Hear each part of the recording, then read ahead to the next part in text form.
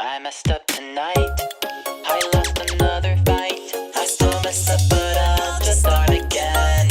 I keep falling down. I keep on hitting the ground. I always get enough. See what's next. Birds don't just fly. They fall down and get up. Nobody learns without getting it wrong.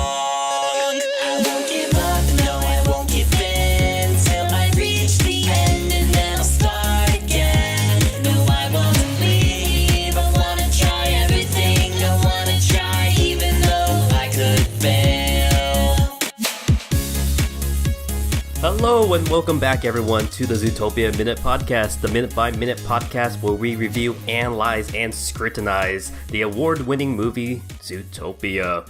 We are now at minute 26, and my co-host and I just came back from 2 large West Coast conventions. So, welcome back, Simul. Yes, I had a great time at SakuraCon, and I'm sure you had a wonderful time at Babs. I was. It was awesome being a community guest. It was awesome vending there, and it was also awesome meeting fans.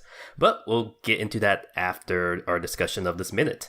So yes. Our minute covers minute 26, and it starts when Judy is contemplating her life. It's kind of stuck in that little rut. Well, she's still kind of stuck in the cement. She moves off the cement, places her little cement-covered feet on the rug, and it ends when her father calls and asks how her first day on the force is, and she says, "It was great." So, it was great, in a very, very convincing voice, yeah. Probably lying through her teeth. Yeah, so this is timestamp 2600 to 2659 for those following along. And wow, what a depressing minute, right? I mean, the very first thing we see is just Judy's dust-covered feet stepping onto that mat. And I don't know, have you ever let cement dry onto your skin? Or not necessarily cement, but even just mud dry on? Why would I be in a situation where I would have cement on me?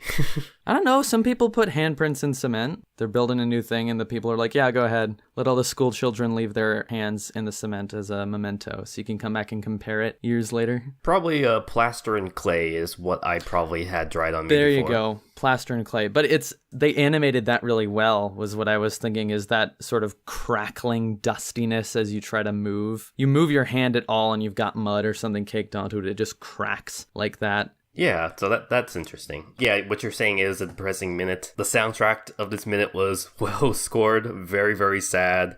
Yeah. Everything about it, I think, like we were saying, how this movie kind of applies well to the feelings of our generation. You could easily see this as someone, who kind of was all gung-ho, went off to college for the first time. And, after the first, few days, they realized, hey, it wasn't as glorious as I thought it was. They really perfectly captured that type of mood in Judy's expressions. Yeah, and I think one of the big ways they managed to do that is actually in the way it shows her showing up back at home or back at her apartment. She opens the door. We get this view sort of this narrow room looking in, and it's all dark. And, we've seen this room before, obviously, but it's so interesting what they did here. If you really look back at the first scene where we see the apartment and the way it contrasts with this one, the lighting is all different, the music is different, everything just has a different feel. And before, despite it being a small room, Judy showed a lot of excitement to be there. It doesn't matter that the room is small, just because she's in a new place, she's excited to be there,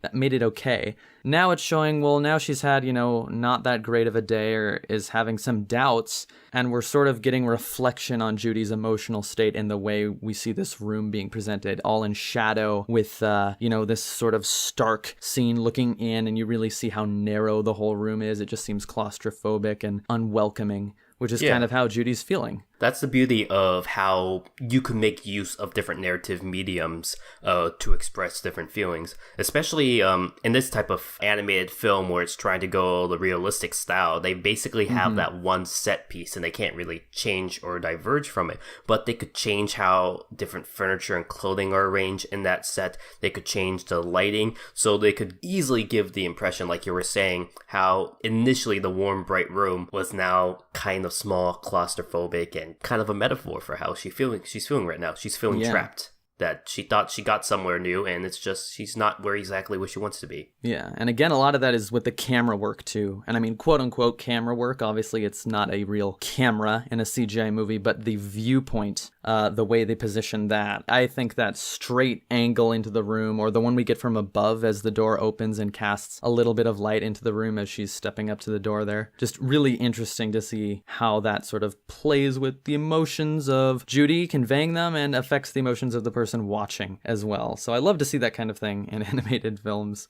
Definitely helped along by the nice sad songs we get on Judys Radio as she's flipping through. Yeah. I recognize half those songs. Yeah, some of them seemed familiar. Not like I would know them by name, but it's like, oh, it's that one song that everyone knows. I thought some of them might have been fake, but I think they're all actually clips from real songs. I hope they are. Towards the end, it seemed more overt, right? Because it just started out with "Everybody Hurts," getting into the more like overt, like "you're a loser" at the very end. Just working your way up to it. It reminds me of the scene in SpongeBob, that episode where they have the box and they're using their imagination in the cardboard box, and Squidward doesn't want to join in initially, but he goes back in and flips through all his channels, and every single thing on TV has to do with boxes. It's like a box assembly line, and then they get to like a boxing match, and he's like, oh, at least it's not real boxes, and then it's actual cardboard boxes like bumping into each other. Yeah. Sort of reminiscent of that. Yeah, that was a good gag. The other gag I liked because it really hit close to home was the microwavable meal. The microwave carrots, which I had a few notes on these microwave carrots because there's many things they got right about that, but some interesting notes as well. So one interesting thing, when we look at that digital clock radio that Judy has, she gets into her room, the time is 8:39. Then it goes through this montage of microwaving the carrots. She opens them, and then her parents call, and by the time her parents call, that clock still says 8:39. So it's like either her clock has stopped, or she microwaved this thing for less than a minute. And those usually take more than a minute. So, we get this very unappetizing looking carrot, and I have to think maybe it's Judy's fault. Would you say this is a first error in the movie we cut? Or is it an error? That's what I'm saying. Maybe it's deliberate. I mean, I've never seen one of those things you microwave for less than a minute. Not that it was a lot of food. You open it up, it's super appetizing. Funny, because we are a minute-by-minute podcast, so the clips we watch are exactly 1 minute long. Hey, so look at that. If it was real time, conceivably, she calls her parents and microwaves that within that 1 minute span, so, who knows? It could be. But yeah, totally one of the most realistic things here about Zootopia so far is how that TV dinner looks. Like that, yeah, like you said, striking close to home, right? It looks very similar. So when I was at Johns Hopkins and just needed a bunch of microwavable meals, I would go and get the Hermal food brand microwavable meals because you don't need to refrigerate them. You could just kind of keep them stored on the shelf. Sure. And the logo of this microwavable carrot looks very, very similar to this brand I use. I personally like their tri-tips. Their turkey and gravy one was very, very disgusting. I kind of tossed that away like Judy tossed her carrot. But yeah. Some of the ones you don't have to refrigerate or keep in the freezer are always kind of questionable. Like I think Safeway has their own brand of microwave macaroni, and one of them's you keep in the freezer, and one of them is just either you only refrigerate it or you just keep it in a pantry. And the freezer one is way better, I think, because they must have to put more preservatives into the cheese or something. It just feels fake. It's fresher. But I guess in the world of Zootopia, like I know the single shriveled up carrot was kind of a joke to us in the audience, but in the world of Zootopia, would it really package that entire meal with just one tiny carrot, or was that maybe one of those fluke? Maybe it's supposed to be 3 carrots and they accidentally just put one in there. Right. I mean, that sometimes happens. I think that was the joke, is sometimes you get the bad one that's been like underfilled or something.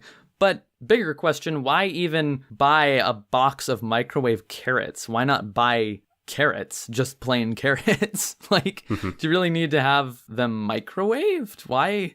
I like raw carrots. I've never heard of just microwave carrot dish. Maybe it exists. Maybe. I'm trying to think of other jokes I've seen in movies where they're so used to eating fresh food and they end up getting like a poor imitation when they go to the big city. Yeah. Actually, another Disney movie, was it Johnny Tsunami, I think, where it's like a Hawaiian kid going to move on the mainland and he goes to the cafeteria and he's like, and the cafeteria maid is like, do you want the pineapple? He's like, of course I want the pineapple. And they kind of put a slop of mushed up pineapple on his plate. And he's like, I know pineapple, and that's not pineapple. And she takes out a can of pineapple. It's like, it says pineapple on the can. That's what it says right on the label, hun. Labels don't lie. Jeez. That's a good point, though. Maybe it is supposed to be a contrast. Again, emphasizing the fact that she's far away from home. I hadn't thought about that. Maybe this goes to the whole homesickness feeling that we've seen communicated with the room lighting and all of that, is also that you grew up on a carrot farm and you're so far from home now that you don't even get that. Yeah. You're so used to carrots, but you don't even get the good fresh carrots. Now you're so alone that you get this measly, awful, soggy microwave carrot of sadness and despair. Because I felt the same way. I know being a Californian, we have some really, really fresh food. Like, we're obviously known for avocados and our fresh sushi, you know, the California rolls named after us. So when I went to Baltimore for the first time, I was like, oh, I want some fresh avocados. And they had like avocados like packaged in like shrink wrap. I'm like, that's not the same. And then when I wanted to get sushi, it's like prepackaged sushi and just like, it's nothing like home. You'll have to make allotments for that anytime you travel. One of my sisters currently lives in New Orleans. She's going to school there. And she often complains at the lack of good teriyaki or pho places. Good Asian food down there, basically. Yeah. I'm in Seattle, so this is where we grew up. And here we're right on the Pacific, so we have good access to that kind of food. But not down there. Conversely, though, we don't have good Cajun food up here. And Cajun food's pretty good, so... But that is something that people have to deal with. I can't wait to go back to Seattle and get some more food, so it'll be amazing. Yes, our Asian food is so good. All right, continuing on. Oh, well, actually, before we move on from the microwave carrots, just, you know, there's the realism of getting the measly portion that we all relate to. But I also had to really appreciate how detailed and how realistic the animation looked for peeling back the lid and having all the steam come out and the condensation on that mirrored inside surface of the cardboard lid. I'm like, that's exactly what that looks like. They got the condensation exactly right. How you have all the little tiny beads of water, but there's the big ones where they've sort of conglomerated together and left smooth areas of smooth trails behind where there's no other droplets. Whoever animated this has clearly made an instant meal in the microwave. They really know what they're doing. That looked so realistic. And I just don't want to leave that unappreciated or unmentioned. Awesome. Yeah, that's a good point to make. It's really well animated. It looks almost realistic. Yeah. And Judy, of course, throws this carrot away as soon as she sees it. Again, probably because she's so used to the fresh carrots from home. Why she doesn't have them, we don't know. Why you even microwave carrots, who knows? It's all there for the joke. I'm sure we have to make those allotments. But we do see that now her parents have called on a FaceTime. Or actually, if you look real close, on that phone, it says muzzle time.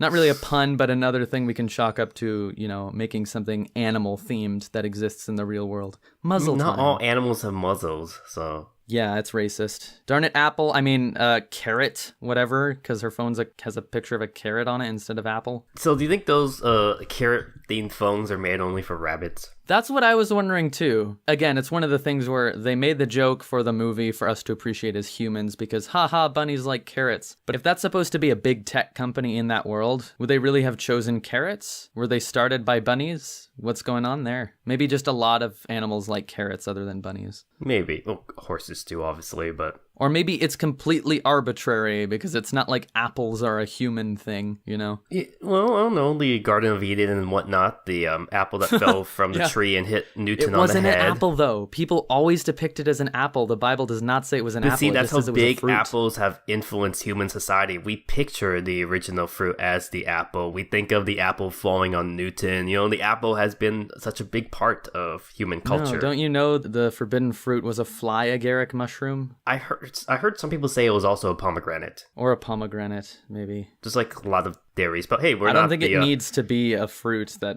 is recognizable. I don't think that's the point. But we're not a Bible study channel. If you want to see that, go watch the Bible Reloaded. Go listen to our Bible study podcast. No, we don't have one. All right, so continuing on. So she calls her parents, and we see that her parents are kind of excited to talk to her again. You know, it's kind of like that. You probably experienced it when you were home away from the first time. Your parents are very, very eager to call you and chat with you. How's your first day going and whatnot? Yeah, and Judy seems not so excited. She sort of lets out a little bit of a groan when she sees who's calling, which used that very recognizable ringtone, by the way, that like all phones start with like that. And then she gives a sort of sarcastic, "Oh, my day was great," upon being It's a very asked. recognizable groan and sarcastic tone as well, because I'm sure we've all had those days where we're just kind of down and we don't want to talk to our parents, and yet they sometimes call and we just have to go get it over with. I definitely hits close to home, because there are days when I'm just like, I just had a horrible day, and I know if my dad calls or something, he's going to drone on some giant lecture, and I just am not in the mood to listen to it, but I have to be nice and take the phone call and kind of smile through it. So that really, really hits close to home, because that's how I feel. Well, here's another thing to think about, too, that might be, affecting the way Judy's behaving. As she was growing up, she didn't necessarily get the biggest amount of support from her parents in wanting to be a police officer, right? We saw at the beginning of the movie, they're trying to dissuade her. They're trying to convince her to go into a more humble career, keep up the family business of carrot farming, something like that, rather than be as ambitious as to go into being a police officer. And so what's probably going through Judy's head, I would think, is I don't want to act like I'm really sad or this isn't going well for me when my whole life I've said this is what I want to do against what my parents advised me to do. You don't want to show that to your parents after this. If they've been the ones saying maybe you should think about something else, for you to give up that soon, that's not something you want to show to your parents, I think it's a feeling I easily had, because, I'm doing art as a living right now, and most parents, especially most Asian parents, don't think art is a career, and, they obviously want their sons to be doctors and Why aren't you a doctor yet? Yes, exactly. So when, You get B in blood test, why not A? So when they ask you, how's your thing doing? You're like, okay, well, I'm doing what my parents don't want me to do, but I can't let them know that, I'm having a bad day with it. So I just have to kind of, it's going all right. It's going what I expected. So yeah.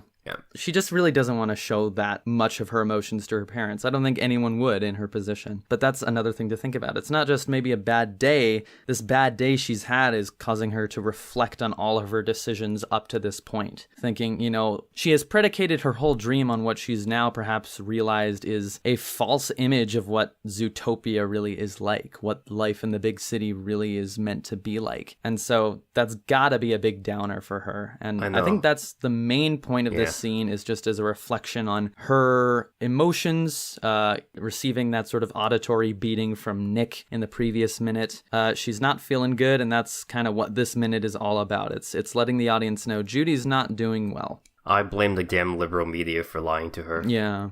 Blame Bill O'Reilly. He got fired. You hear about that? I heard Tucker Carlson replaced him, and I met him when he was he gave a speech at Johns Hopkins. He was pretty nice. Really? He wears a tie all the time, so he made bow ties cool. Tucker Carlson, I don't know much about. I just recognize he makes one face. Like, anytime I see him on TV, he has this weird sort of squinty, mouth half open, sort of skeptical or incredulous look on his face whenever he's talking to a guest. I turn on the TV and it's on Fox and I see that. I'm like, oh, it's Tucker Carlson. Oh, yeah. It's that one face he has. The one thing I remember about him is his publicity poster picture that he used for the brochure for his speech at Johns Hopkins, and all the posters was like 20 to 30 years younger than how he actually looks. That's always how it is. It's the same with like the picture of the author in the back of a book. It's always like a super old photo because they don't want to show you. Or like sometimes celebrities, when you go and get photos of them signed, the photos they're handing out, you can tell are from like many years previous.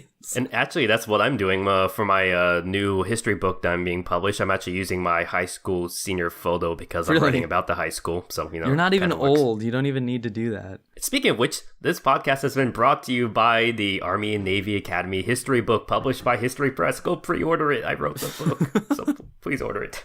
So yeah, there we go. So going back to what we're talking about, Judy feeling sad and stuff, like I was saying in previous episodes, there are times when I identify with Judy and there are times when I identify with Nick. And at this moment, I identify so much with Judy. I could see myself in Judy's shoes, her literal concrete shoes and whatnot. So yeah, it works so well. Like for people of our generation, we could see little bits of ourselves in both characters, which I think makes this why it was so well received compared to all the other countless amazing animated movies that came out last year.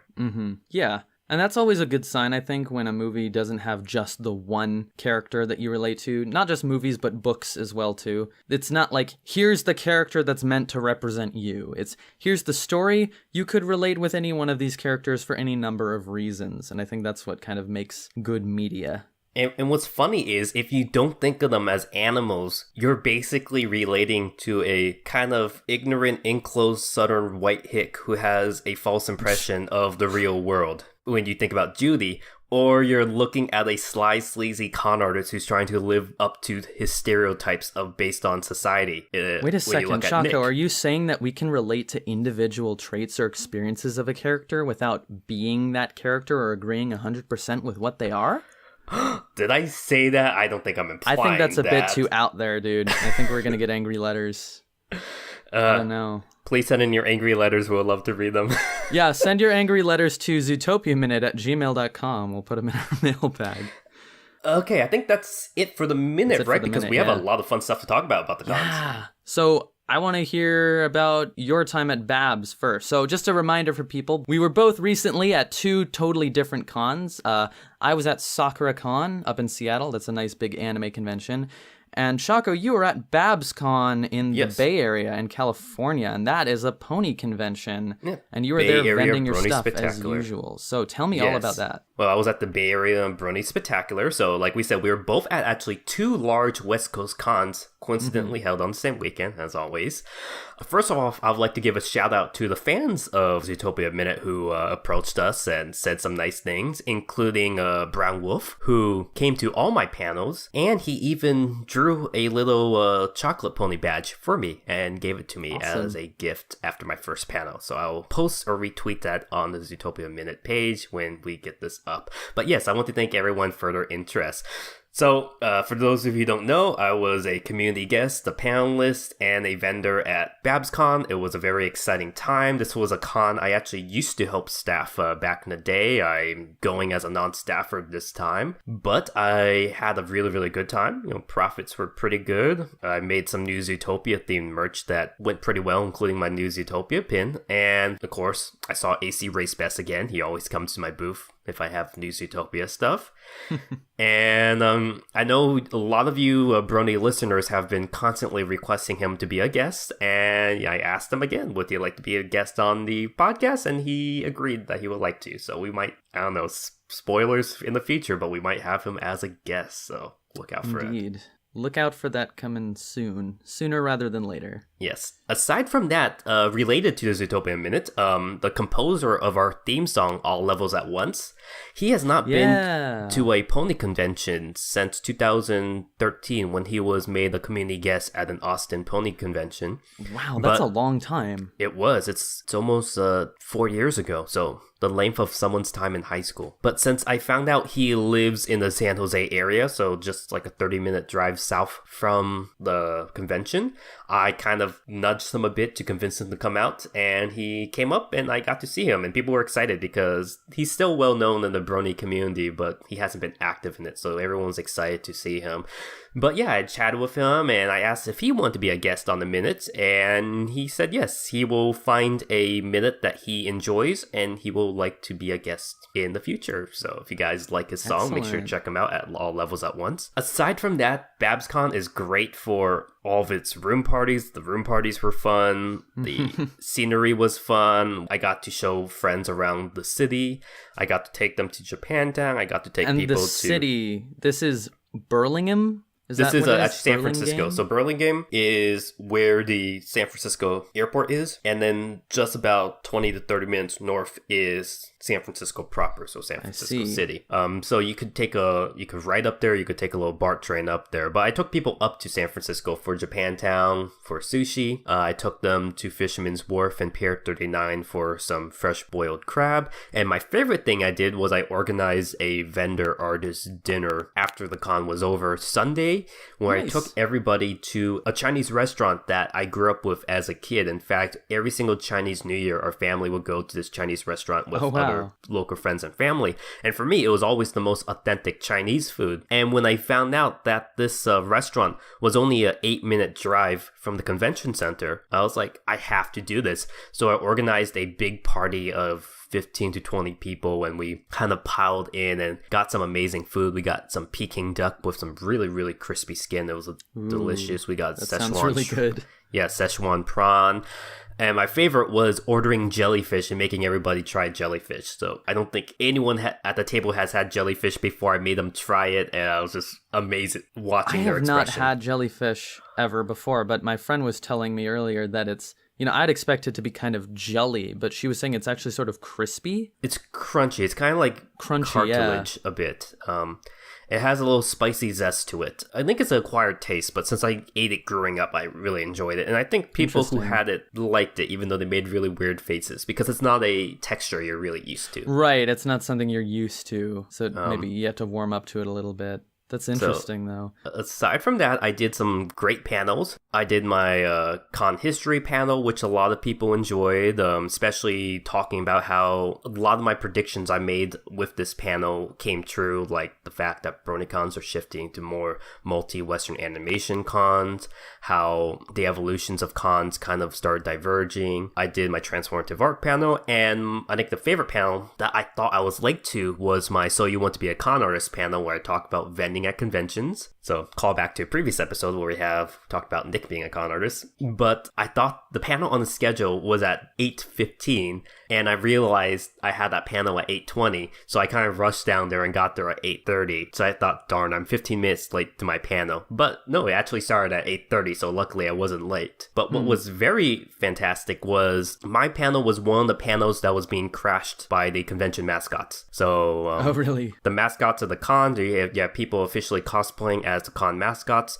and they would crash random panels. And coincidentally, the person who crashed my panel was the cosplayer of Silverspan. Silverspan being the mascot I designed for BabsCon. Yeah, that's right. Because you did a lot of, when you were staffing, like you mentioned earlier, you did like all of their design stuff for the first year or so, right? They're still using my stuff. Yeah. Like my logo for the con is still being used everywhere. My lanyards are still being used. So a lot of my assets are still being used, which is like that's 4 or 5 years later. Pretty impressive. Now, how long has Babs been doing people in costume as the mascots? I always wonder about that, because I do mascotting for BronyCon, as people may know. But I was never sure like if BronyCon was the one that started doing that, or when and where that started. I have a feeling they've done it for about 3 years, because I remember 2 previous Silverspan cosplayers. And actually going back to what you said in the previous episode, how, girls kind of cheat at cosplay.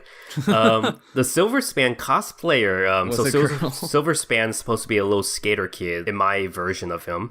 So he's supposed to be like a young teenage guy in this humanized form, and ended up being cosplayed by a cosplayer who goes by the name Kiwi Shampoo, a 24-year-old girl, but she played off the teenage boy pretty well. And in fact, I think the first thing she did was when she popped into my my panel, I said, "Hey, it's my son. Are you here to collect, your what was it called when the dad leaves on the kid again?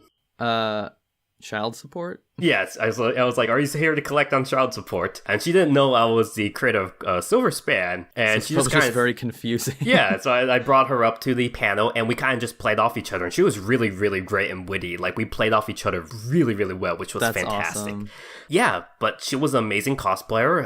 I followed her on her social media feeds afterwards, and you're right. She does a lot of male cosplays really, really well. So yeah, if you guys want to check her out, she goes by Kiwi Shampoo on Facebook and Instagram. am. All right, awesome. Aside from that, I saw our old friend Gabby, who is our Golden Gates cosplayer, the main mascot of BabsCon, and I believe she does cosplay for BronyCon as well, right? Yes, she's usually in the gala skit at BronyCon. Okay, cool. And this year, the con was actually run by Heybuck, or Jade, who I think used to do some stuff for BronyCon as well, but this is her first time being con chair for BabsCon, so it was nice talking to her because she's so used to East Coast cons, she doesn't know how West Coast cons are organized, and she definitely saw that there was a different flavor. While BronyCon and a lot of the other pony conventions are really in the mode of East Coast anime and comic cons, BabsCon is really in the mode of West Coast sci-fi cons. So there's a lot of different elements like Flair being hired as security, bulletin board room parties that she was completely new to, but she pulled it off amazingly well. So I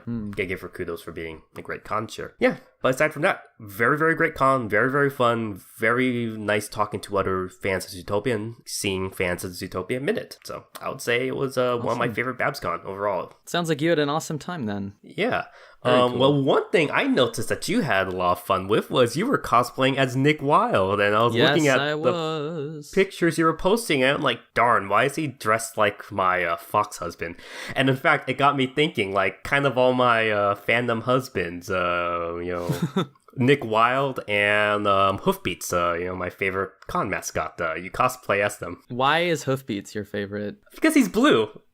Is that the sole reason? Exactly. He's all blue. Look at Silverspan. I designed Silverspan. And he's all You can blue. tell he's designed by me because he's all blue. But I like So Hoofbeats if you guys want to know the blue. quickest way to Choco's heart, just the color blue is a good place to start, apparently. Exactly. But yeah, so I was at SakuraCon, which is the largest anime convention in the Pacific Northwest. And it was actually their 20th anniversary. So they've been going on since the 90s. And it's a con that I've been to for, I believe, 6 years now. I first went in 2012. And it's always been one of my favorite conventions to go to because it's very, very, very social. It's a large convention, not like Comic-Con size maybe, but it still feels very social, very community focused, and that's something I'll always appreciate greatly about SakuraCon, so I never miss it. SakuraCon actually is the guarantee that I'll never go to BabsCon, because they're always the same weekend generally, they're always Easter weekend, so it's always sort of prevented me from going to BabsCon. I think that's going to happen now with BronyCon and Otakon. Now that Otakon moved away from the Baltimore Convention Center. Like, you have a large anime con and a large PonyCon on the same weekend now, so... Yep, because, Oda's in DC now instead of Baltimore. But yeah, so SakuraCon was fun. Usually I would have been hosting some panels, but because of the 20th anniversary, they were short on space. They had a lot of extra cool things they wanted to fit in. So we didn't get to do our panels, unfortunately, but we had fun regardless. What type of panel would you have done? Normally I do a pony panel, and we do Iron cosplay as well. Which is also something we do at Everfree every year. Nice. So we didn't get to do those. There was the new season of MLP, which premiered this weekend. I still haven't seen any of that. I'm still actually a little bit behind on the last season, so I really need to catch up before Everfree anyway. I have not seen the new episode either, so we could watch it together.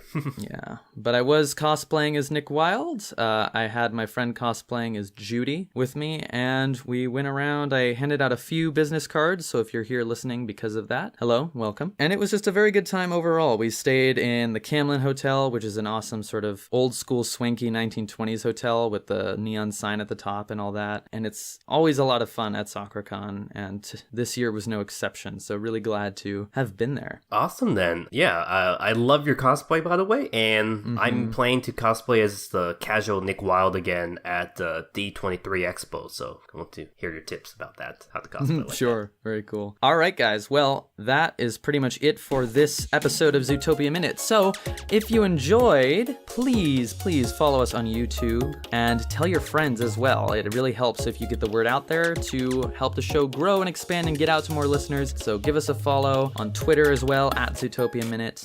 If you'd like, you can also follow me on Twitter. It's at Coldaigneault, COLEDAIGNEAULT. And you can follow me, Chocopony, at Meta Artist. So it's Meta_Artist, META_ARTIST. And make sure to subscribe to us on YouTube because we're almost at 100 subscribers. And we get to 100 subscribers, we'll do something very special for you guys. Trust us. All right, guys, that'll do it. See you next time. Bye, everybody.